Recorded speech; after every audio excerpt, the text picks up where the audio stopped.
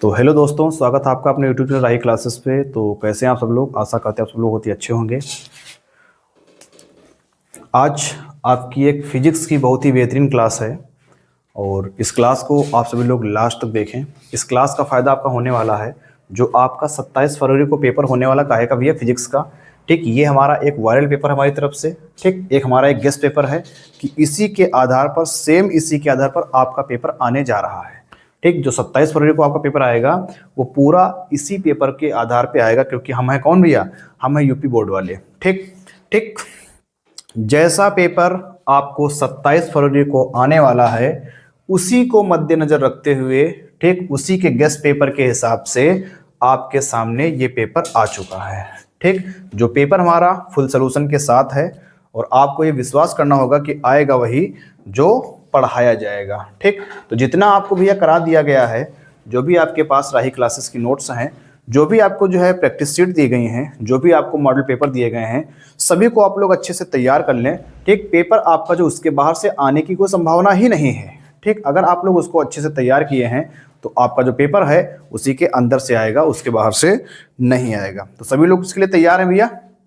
सभी लोग तैयार हैं ना? तो चलिए स्टार्ट करते हैं आज के पेपर को।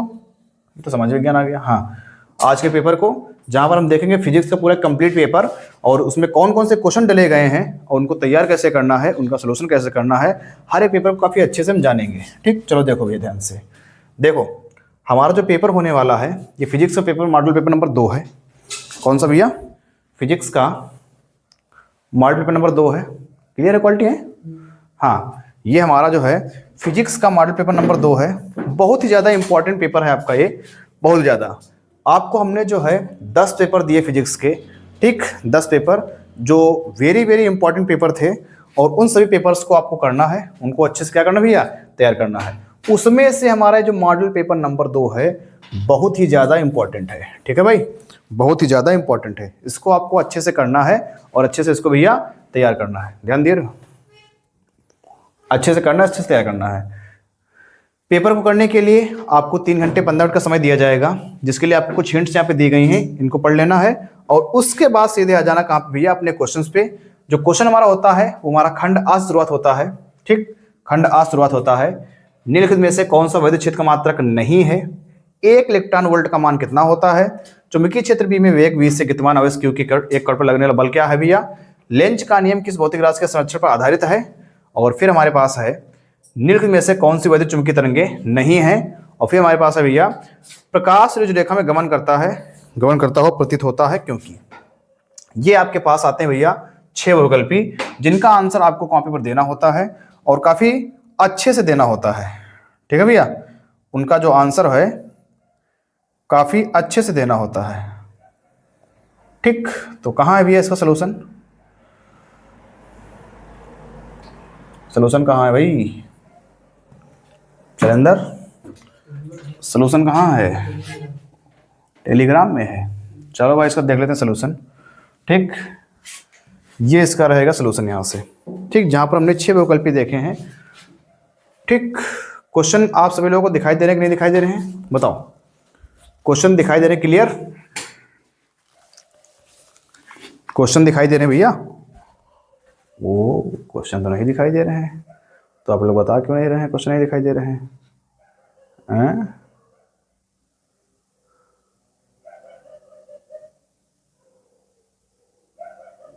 अब तो दिखाई दे रहे हैं ना? ठीक, तो जो हमने 6 वैकल्पिक किए हैं तो उन सभी के आंसर हमारे ये लिखे हैं जूल बटे कूलम। तो उसने का आंसर हमारा क्या है? 1.6 गुणे 10 के पावर -19 जूल। फिर हमारे पास क्या भी है? क्यूबी, फिर ऊर्जा, फिर बीटा किरणें। इसकी तरंगदैर्घ्य बहुत छोटी होती है।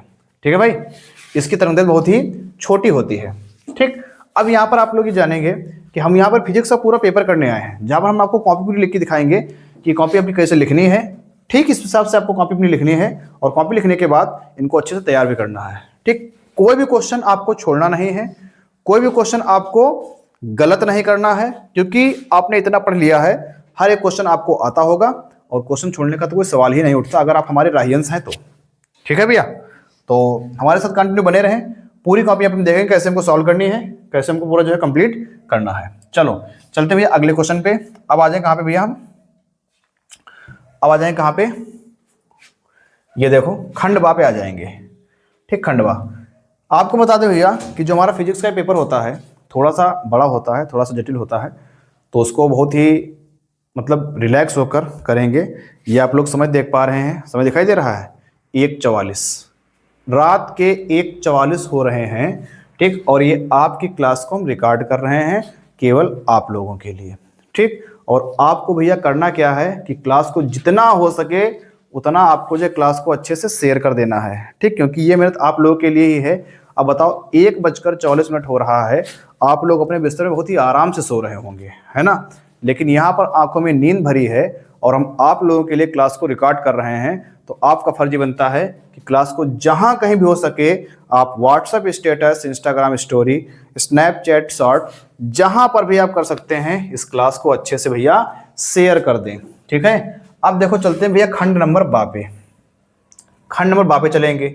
जो हमारा खंड नंबर बा होता है उसमें हमारे कितने क्वेश्चन होते हैं? 1 2 3 4 5 6 क्वेश्चन होते हैं जिनका जवाब हमको 1 नंबर में देना होता है। का वाला हमारा लिखा है कि स्थिर वैद्युतिकी का गॉस का नियम लिखिए, या स्थिर वैद्युतिकी का गॉस का नियम क्या है। ठीक, अपनी कॉपी पर हम आएंगे और कॉपी पर आने के बाद डाल देंगे खंड नंबर बा। चाहे तो आप इसको इसके से भी डाल सकते हैं। आंसर आपको दिखाई दे रहे नहीं दिखाई दे रहे हैं बताओ? चाहे तो आप इसके से डाल सकते हैं, दिखाई दे रहा है आंसर। ठीक है, प्रश्नोत्तर संख्या 2 का है ये। ठीक, प्रश्नोत्तर संख्या 2 का ये हमारा लिखा है गॉस का नियम, और इतना ही केवल लिखना है 1 नंबर में, बस बहुत है इतना। ठीक, इतना आपका भी बहुत है। उसके बाद हमारा लिखा है दूसरा क्वेश्चन, डी ब्रागली तरंगदैर्घ्य को गति ऊर्जा के पदों में व्यक्त कीजिए। ठीक, चलो आ जाओ भैया अपनी कॉपी पर आ जाओ। ये लिखा हमारे पास भैया दूसरे का खा, माइक देखना है, दूसरे का खा। ठीक, दूसरे का खा। तो ये हमारा जो है गति ऊर्जा का सूत्र हो गया है, डी ब्रागली तरंगदैर्घ्य का गति ऊर्जा का सूत्र हो गया है k बराबर हाफ mv²। जहां पर हम p बराबर mv रख देंगे तो हमारा सूत्र जो निकल के आ जाएगा लैम्डा बराबर h/√2m के। हर एक क्वेश्चंस का आप लोग स्क्रीनशॉट लेते जाएं और एक पूरा पेपर को अच्छे से तैयार कर सकते हैं। ये पेपर आपके एग्जाम के वजह से बहुत ही ज्यादा इंपॉर्टेंट है, इतना ज्यादा इंपॉर्टेंट है कि इसका आप जो है वैल्यू अपने एग्जाम में ही समझ सकते हैं। जब आप अपने एग्जाम में बैठेंगे तो इस पेपर से मैच करेंगे कि कितना डाटा आपको यहाँ से मिला है। ठीक, तो बहुत ही ज्यादा इंपॉर्टेंट है, बहुत ही ज्यादा। ठीक, तो जल्दी से लीजिए भैया 2 के खा का स्क्रीनशॉट और उसके बाद ये आराम से कर लेंगे भैया। ठीक है, चलो आगे आ जाओ। आगे क्वेश्चन नंबर ग वाला है कि लेंस की वायु में फोकस दूरी एवं लेंस को द्रव में डुबोने पर उसकी फोकस दूरी का अनुपात क्या होता है। ठीक, ग वाला हमारा है। ये तो बहुत ही आसान क्वेश्चन है भाई, बहुत ही आसान क्वेश्चन है। ठीक, 2 का ग वाला थोड़ा सा कैलकुलेशन है। ठीक, लेकिन अच्छे से इसको आप लोग कर पाएंगे, थोड़ा सा हल्का सा कैलकुलेशन है, अच्छे से आप लोग इसको कर पाएंगे भैया। ठीक है, क्वेश्चन आपको दिखाई दे रहा है कि नहीं दिखाई दे रहा? क्लियर क्वेश्चन दिखाई दे रहा है कि नहीं? 2 का गा हो जाएगा हमारा। ठीक, 2 का गा। आगे चलते हैं भैया हम अपने पास 2 का घा वाला। 2 का घा हमारे पास क्या है? सीधे धारावाही चालक तार के कारण उत्पन्न चुंबकीय क्षेत्र की रेखाओं को प्रदर्शित कीजिए। अब केवल भैया रेखाएं प्रदर्शित करना है, बताओ कौन नहीं कर पाएगा? ये तो बिल्कुल आसान है, रेखाएं प्रदर्शित कर देना है। 2 का घा ये हमारा क्वेश्चन का आंसर हो जाएगा। हर एक क्वेश्चन का लेते जाइए स्क्रीनशॉट और उसको आप अच्छे से रट लीजिए, तैयार कर लीजिए। इस पेपर को अगर आप लोग कर लेंगे तो बहुत सारे लोगों को लगता है कि फिजिक्स में हम लोग फेल हो जाएंगे, वो डर आपका खत्म हो जाएगा इस पेपर से। ठीक, जो पेपर आप लोगों के लिए यहाँ पर हम लेकर के आए हैं, ठीक, ये पेपर आपका डर खत्म कर देगा। किस चीज के लिए खत्म कर देगा? ये पेपर आपका भैया डर खत्म कर देगा। काहे के लिए? कि हम फेल हो जाएंगे। अच्छे नंबर से पास होंगे मात्र ये एक पेपर करने के बाद। बहुत ही ज्यादा आपका इंपॉर्टेंट पेपर है। ठीक है, बहुत ही ज्यादा भैया आपका इंपॉर्टेंट पेपर है। ठीक, बहुत ही ज्यादा। और आप लोगों को बता दें एक बात और, इस क्लास को, ठीक, इस क्लास को आप लोग 12 तारीख की शाम को क्लास आ रही है। इस क्लास को सभी लोग बहुत अच्छे से बहुत ध्यान से देखेंगे। ये आपकी लास्ट क्लास होगी, ठीक, मोटिवेशन की, जिसमें आपको जो है एक टॉनिक मिलेगी, या कह सकते हैं कि ये जो क्लास आपकी है एक टॉनिक का काम करेगी। ठीक है, जिसमें आपको एक अंदर से जुनून मिलेगा, जिसमें आपको अंदर से एक जोश मिलेगा, ठीक, जो आपकी तैयारी को और बेस्ट बनाएगा। समझ रहे भैया? जो आपकी तैयारी को और बेस्ट बनाएगा। ठीक, तो ये लास्ट क्लास होगी, इसमें जुड़ना ना भूलना। ठीक, ये देख लो भैया अपना, ठीक, ये अपना थंबनेल है और सभी को क्लास को ज़्यादा से ज़्यादा शेयर करना है। ठीक, हम आपका वेट करेंगे कि क्लास आप लोग कितने शेयर कर पा रहे हैं, कितने शेयर नहीं कर पा रहे हैं। ठीक है भाई, चलो अगले क्वेश्चन चलते हैं। किसी परमाणु की त्रिज्या तथा नाभिक की त्रिज्या के मान की कोटि क्या होती है? चलो भैया देख लो कोटि क्या होती है। ये तो आसान क्वेश्चन आ गया अपना। प्रश्नोत्तर नंबर 2 वाला लिखा है कि परमाणु की त्रिज्या की मान की कोटि 10⁻10 मीटर होती है तथा नाभिक की त्रिज्या की मान की कोटि 10⁻15 मीटर होती है। ठीक है भाई। आगे अगला क्वेश्चन चलेंगे हम चा वाला। अन्योन पीरियड गुणांक की परिभाषा एवं मात्रक तथा इसका व्यवहारिक उदाहरण भी लिखिए। ये हमारी अन्योन पीरियड गुणांक की परिभाषा लिखी है। ठीक, मात्रक भी इसका कहीं लिखा होगा, ये मात्रक लिखा है, मात्रक हेनरी होता है, ये बीमा लिखी है, ये सूत्र लिखा है, और ये हमारा उदाहरण है ट्रांसफार्मर। ठीक, तो ये हमारा 2 का चा है। ठीक, लीजिए इसका स्क्रीनशॉट और उसको हमारे सूत्र लिखे, फार्मूले लिखे। ठीक है भाई, सूत्र लिखे हैं और फार्मूले लिखे हैं।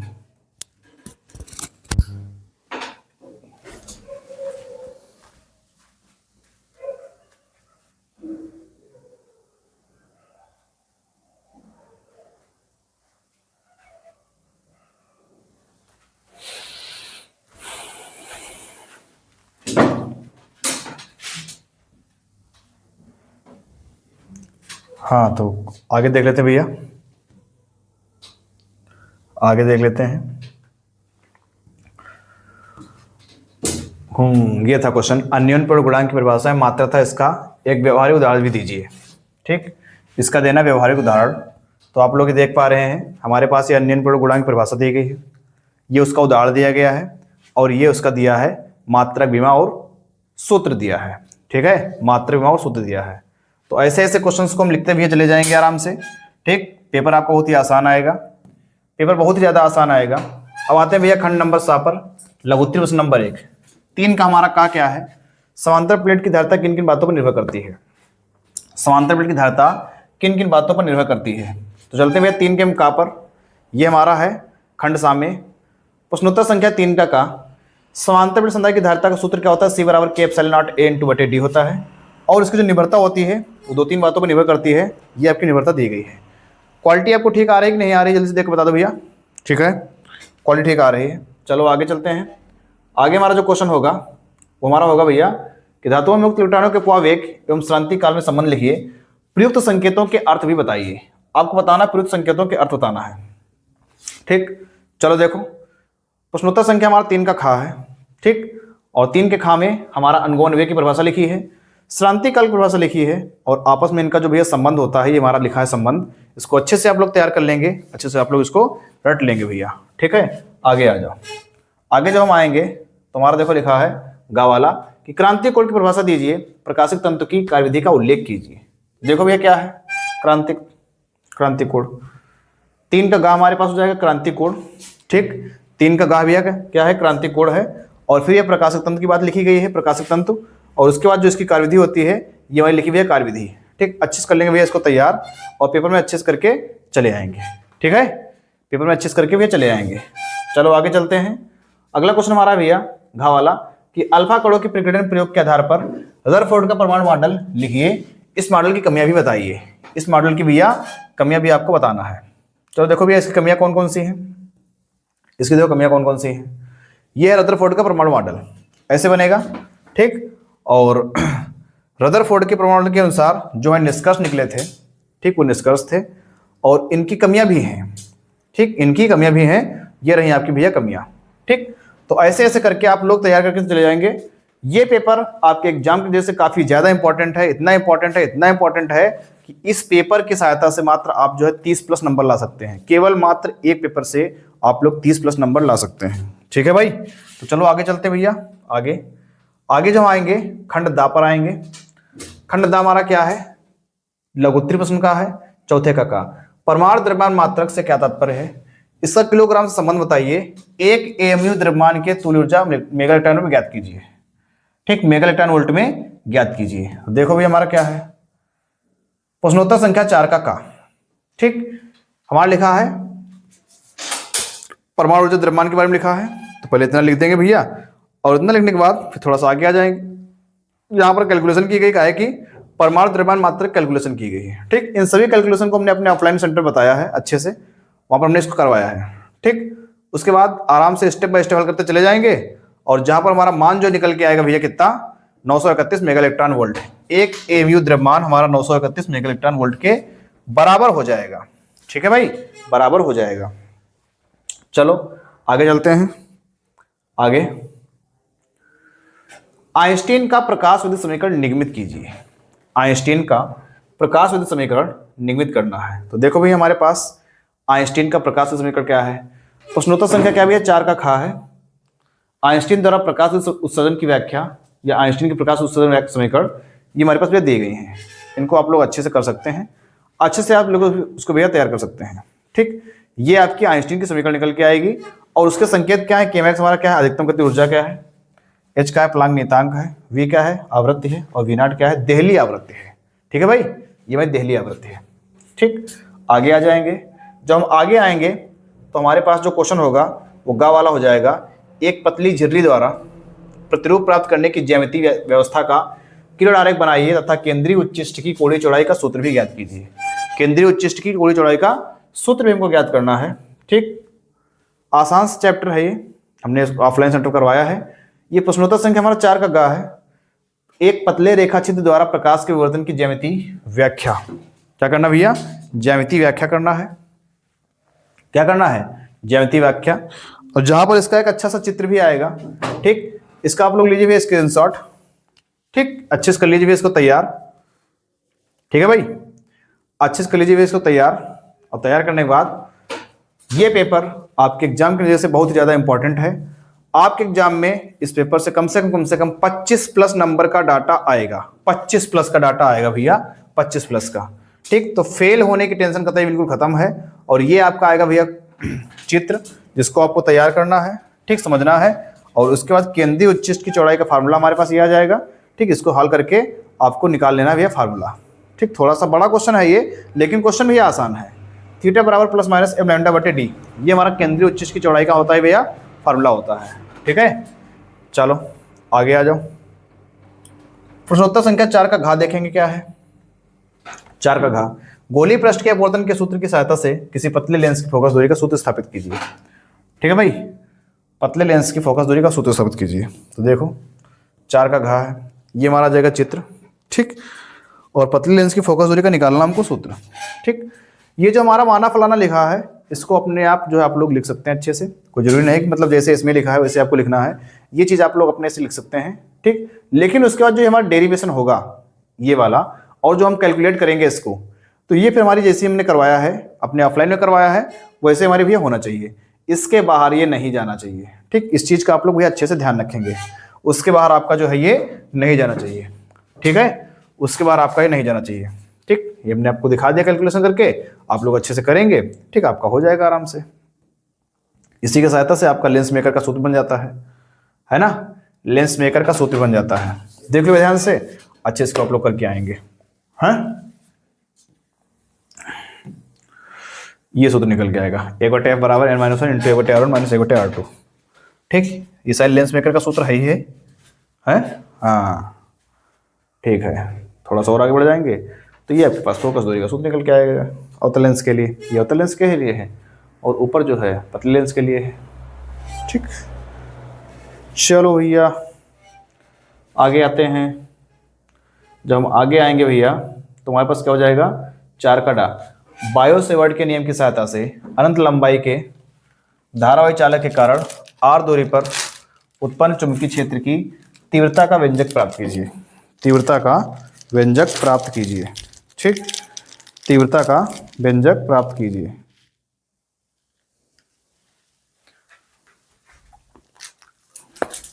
तीव्रता का व्यंजक प्राप्त कीजिए। देखो, बायो-सेवर्ट के नियम की सहायता से अनंत लंबाई के धारावाही चालक के कारण r दूरी पर उत्पन्न चुंबकीय क्षेत्र की तीव्रता का व्यंजक प्राप्त कीजिए। ये देखो, सबसे पहले हमारे भैया आएगा चित्र, यहां पर निकाले जाए चुंबकीय क्षेत्र की तीव्रता का व्यंजक। ठीक, ये लिखेंगे माना फलाना। बायो-सेवर्ट के नियम का हम यूज करेंगे, ये हमारा बायो-सेवर्ट का नियम है। यूज करके अलग अलग हम त्रिभुज लेंगे, त्रिभुज की सहायता से समीकरण बनेगी, और जो समीकरण हमारी बनेगी, जैसे समीकरण बन नहीं, जो समीकरण हमारी बनेगी तो उसी समीकरण की सहायता से हल कर देंगे। ठीक, हल करने के बाद हमारा डेरिवेशन आ जाएगा। अगर आप हमारे ऑफलाइन स्टूडेंट हैं तो हमने इस चीज़ को अपने ऑफलाइन में काफ़ी अच्छे से कराया है, वहाँ पर आप लोग देख सकते हैं। अगर आपको यहाँ नहीं समझ में आ रहा है तो अपने ऑफलाइन नोट्स में देख लीजिए, वहाँ पर आपको अच्छे समझ में आ जाएगा। ठीक, हो सकता है यहाँ पर आपको कैलकुलेशन बड़ी लग रही हो, छोटी लग रही हो, लेकिन हमने आपको अपने ऑफलाइन में अच्छे से करवाया है, तो वहाँ पर जाकर के आप लोग अच्छे से इसको देख सकते हैं। ठीक, आप करेंगे, निकालेंगे फार्मूला तो आपका डेरिवेशन निकल के आ जाएगा। ठीक है, यहाँ से कुछ हमारी स्थितियाँ बनती हैं और उन स्थितियों से हमारे फार्मूले निकल के आ जाते हैं। बी बराबर म्यू 0/2 आई बटे ए, बी बराबर म्यू 0/4 आई बटे ए है, इस टाइप से। ठीक, ऐसे करेंगे तो आपके हो जाएंगे। अब आ जाओ 5 का का। वैद्युत द्विध्रुव के कारण निरक्षीय स्थिति में किसी बिंदु पर वैद्युत क्षेत्र की तीव्रता का व्यंजक प्राप्त कीजिए। निरक्षीय स्थिति, फिर लिखा सिद्ध कीजिए कि दो आवेशित चालकों को तार से जोड़ने पर आवेश के पुनर्वितरण के दौरान सदैव ऊर्जा की हानि होती है तथा ऊर्जा हानि का व्यंजक प्राप्त कीजिए। गा वाला लिखा है किरचॉफ के विद्युत परिपथ संबंधी नियमों की सहायता से संतुलन अवस्था व्हीटस्टोन सेतु के लिए सूत्र P बटे Q बराबर R बटे S प्राप्त कीजिए, जहां P Q R S तथा चारों भुजाएं के प्रतिरोध हैं। घा वाला लिखा है ट्रांसफार्मर का सिद्धांत क्या है, इसकी संरचना व कार्यविधि समझाइए।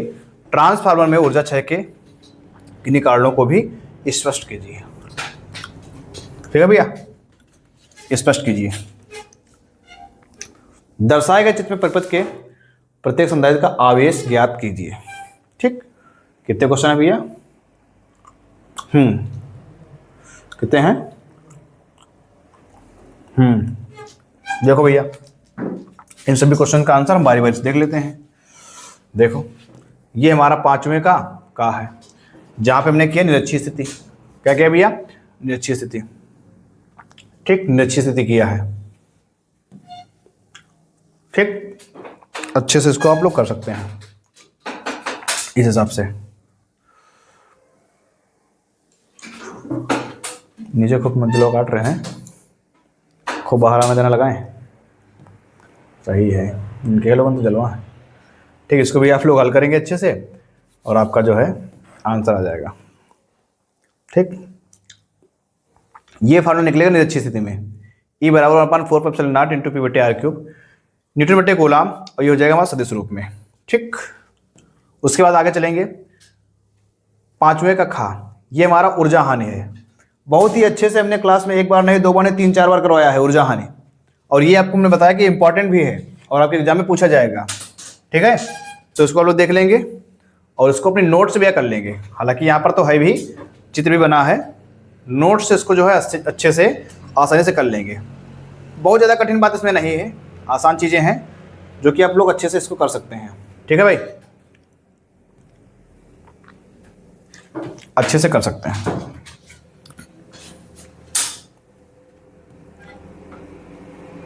ठीक, अच्छे से कर सकते हैं।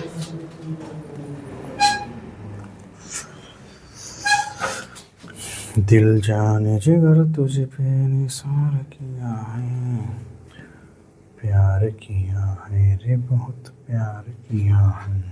ठीक, आराम से हो जाएगा भैया। अब आगे आपका व्हीटस्टोन सेतु। क्या भैया? व्हीटस्टोन सेतु। जो हमारा पीछे क्वेश्चन था गा वाला, वो व्हीटस्टोन सेतु वाला था। तो हमारा पहले ये चित्र आ जाएगा जिसमें हमारा किरचॉफ का द्वितीय नियम भी लगता है। इसको पहले हम चित्र बनाएंगे और चित्र बनाने के बाद फिर इसमें हम सिद्धांत लिख देंगे। सिद्धांत लिखने के बाद फिर लगा देंगे किरचॉफ का द्वितीय नियम, जिससे हमारा क्या आ जाएगा भैया? P बटे Q बराबर R बटे S। संतुलन की अवस्था का जो निगमन हमारा होगा हमारे किरचॉफ के द्वितीय नियम की सहायता से होगा। ठीक, इस हिसाब से हमारे समीकरण बन के आएंगी, समीकरण बनेंगी, और समीकरण बनेंगे भैया तो उनको जो है आप लोग हल कर देंगे। हाँ, क्या कर देंगे भैया? हल कर देंगे। तुम्हारा व्हीटस्टोन सेतु का फार्मूला निकल के आ जाएगा। आगे प्रश्नोत्तर संख्या 5 का घा। ट्रांसफार्मर 5 का घा है, ये ट्रांसफार्मर के बारे में पूछा गया है। ठीक, ट्रांसफार्मर क्या होता है, ट्रांसफार्मर प्रकार बताओ, कैसे काम करता है, किस सिद्धांत पर काम करता है। ट्रांसफार्मर प्रत्यावर्ती वोल्टता को बढ़ाने घटाने में प्रयुक्त किया जाने वाली वैद्युत युक्ति है। ट्रांसफार्मर प्रकार कितने प्रकार होते हैं? 2 प्रकार होते हैं, उच्चाई ट्रांसफार्मर और अपचाई ट्रांसफार्मर। इनको लिख देंगे भैया। उसके बाद फेरों की संख्या कम होती है, ये सिद्धांत हमारा हो जाएगा भैया। फिर हमारी संरचना हो जाएगी। ठीक, और फिर हो जाएगी भी हमारी क्या? कार्यविधि। क्या हो जाएगी भैया? कार्यविधि। इसका आप लोग चित्र भी ध्यान रखेंगे, इसका चित्र भी आता है।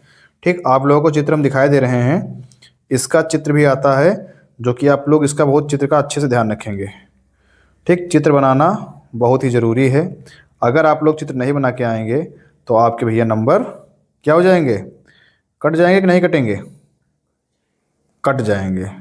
ठीक, ध्यान रखेंगे इसका भैया। ठीक, पहले ये देख लो, चित्र आपको बनेगा और अभी आपको हम चित्र भी दिखाई दे रहे हैं ट्रांसफार्मर का, जिसको आपको अच्छे से बनाना है। ठीक, अच्छे से भी बनाना है। ये ट्रांसफार्मर ऊर्जा हानि हमको दी गई, ताम्रिक हानि, फ्लक्स हानि, उसके बाद क्रोड के कंपन के कारण हानि।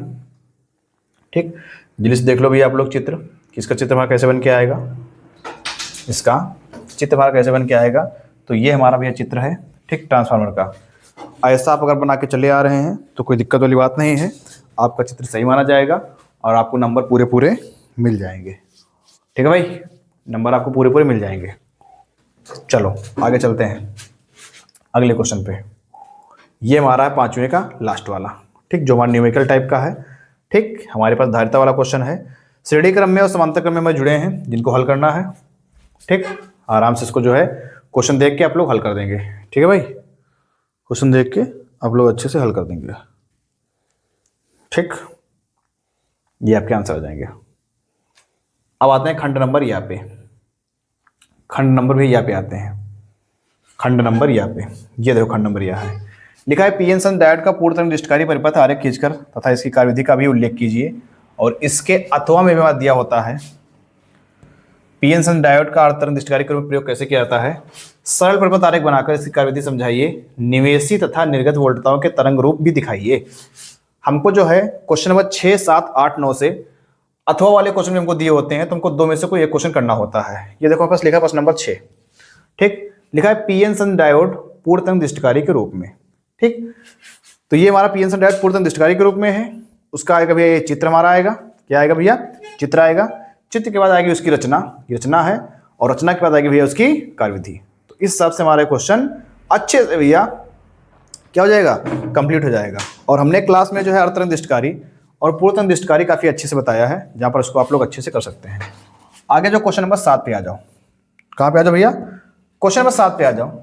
लिखा प्रकाश व्यतिकरण की शर्तों का उल्लेख कीजिए। यंग स्लिट प्रयोगों में फ्रिंज चौड़ाई के लिए व्यंजक प्राप्त कीजिए। या फिर हाइगेंस के द्वितीयक तरंगाओं के सिद्धांत की सहायता से तरंगों के पूर्णत्व की व्याख्या कीजिए तथा स्नेल के नियम का निगमन कीजिए। देखो अच्छा क्वेश्चन है भैया, अच्छा क्वेश्चन, दोनों में से कोई एक क्वेश्चन करना है ना, दोनों में से। ये हमारा प्रश्नोत्तर संख्या 7 है, अथवा वाला क्वेश्चन करना है इसका। अथवा वाला किया हमने, हाइगेंस के द्वितीयक तरंगाओं के सिद्धांत से अपवर्तन की हमने व्याख्या की है। तो देखो हमारी व्याख्या हो गई है। ये हमारा भैया छोटा सा चित्र आएगा, उसका जो चित्र है ये उसका माना फलाना लिखा है, ये उसका चित्र है, ठीक है। और चित्र के बाद फिर हमारा क्या हो जाएगा, इसको थोड़ा सा जो है एक्सप्लेन कर देना है। एक्सप्लेन करने के बाद हमारी समीकरण बनेंगी अलग अलग, और समीकरण बनने के बाद फिर हमारा जो है निकल के आ जाएगा द्वितीयक तरंगा का सिद्धांत। और जहां से वहां निकलेगा भैया कौन सा नियम, स्नेल का नियम। क्या का नियम भैया, स्नेल का नियम निकल के आएगा। यही स्नेल का नियम है भाई, ये स्नेल का नियम है। चलो आते हैं भैया 8 नंबर पे। कहाँ आते हैं, 8 नंबर पे। लिखा है समयोग पृष्ठ से क्या तात्पर्य है, इसकी महत्वपूर्ण विशेषताएं क्या हैं। आवेश की दो खोखले सेकेंडरी गोलों पर जिनकी त्रिज्या R1 तथा R2 है, इस प्रकार से वितरित किया जाता है ताकि उनकी आवेश की प्रसंगत समान हो। गोलों के वरिष्ठ केंद्र को ज्ञात कीजिए। या फिर एक प्रकाश कण प्रिज्म n=√3 गुजरने पर न्यूनतम विचलित होती है। यदि इस किरण के लिए आपतन कोण अपवर्तन कोण का दुगुना हो तो प्रिज्म का कोण तथा अपवर्तन कोण क्या हो गए हैं। देखो भैया कौन सा क्वेश्चन किया गया बच्चे ने, प्रश्नोत्तर संख्या 8 का अथवा वाला किया है। दिया है n=√3, i बराबर दिया है 2π। स्नेल के नियम से n बराबर sin a बटे sin r लगा दिया उसने, ठीक। और आ गया उसका आंसर cos 30 बराबर cos फाई, r बराबर कितना 30 है, अपवर्तन कोण का सूत्र लगाया है और 60 डिग्री हमारा आंसर आ गया है।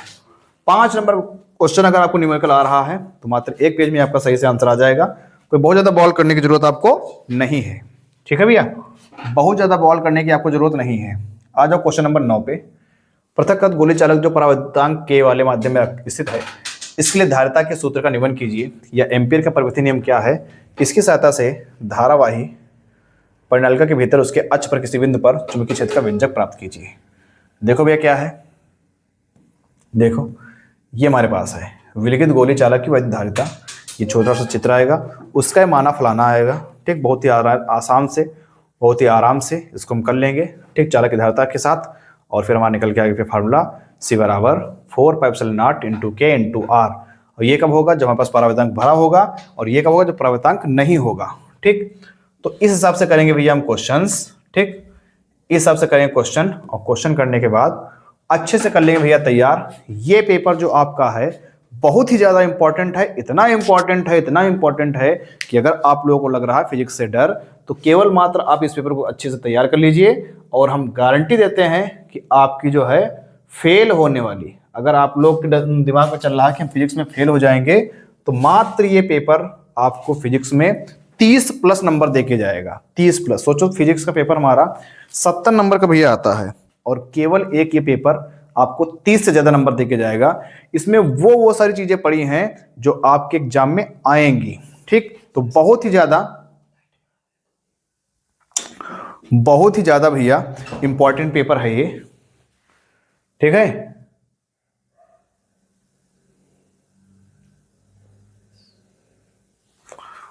बहुत ही ज्यादा आपका ये पेपर इंपॉर्टेंट है आपकी एग्जाम से। हम फिर कह रहे हैं कि अगर आपको फिजिक्स में लग रहा है डर, ठीक, तो आपको करना क्या है कि इस पेपर को अच्छे से भैया रट लेना है, तैयार कर लेना है।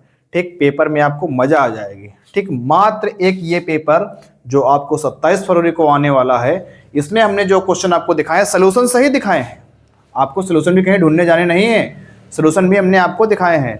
तो ये जो पेपर आपको कराया है, इसके जितने भी क्वेश्चन हैं अच्छे से तैयार कीजिए, रट लीजिए, रटने के बाद एग्जाम में भैया लिख आइए जाके। ठीक, बहुत हेल्प करेगा। अब समय भैया काफ़ी हो चुका है। ठीक, समय काफ़ी हो चुका है, आप लोग देख रहे हैं 2:22 देख रहा भैया, 2:22। ठीक, समय अपना 2:22 हो गया है। अब हो रहा अपना सोने का समय। अभी भी हमको सोने में 1-1.5 घंटा लग जाएगा। ठीक, तो 3 से 4 बजे तक अपनी नींद होएगी। ठीक, आप लोग तो सो चुके होंगे या फिर सो रहे होंगे या सोते रहेंगे। ठीक, क्योंकि आप लोग सोते बहुत हैं, है ना। तो अपना तो टाइम अभी नहीं हुआ है, अभी 1 घंटा बचा है, 1 घंटे बाद अपन सोएगा। ठीक, उससे पहले कुछ जरूरी काम जो बचे हैं उनको भी कर लेंगे। और क्लास आपकी पूरी कंप्लीट हो चुकी भैया, तो क्लास को अच्छे से जितना आपसे हो सके शेयर कर दें। जहां पर भी आप हैं वहां पर क्लास को शेयर करें, अच्छे से क्लास को रिवाइज करें, और अपना प्यारा सा कमेंट जरूर करके जाएं। हम मिलते हैं आपको अपने एक नए सेशन में। थैंक यू, धन्यवाद, जय हिंद, जय भारत, लव यू ऑल राहियंस।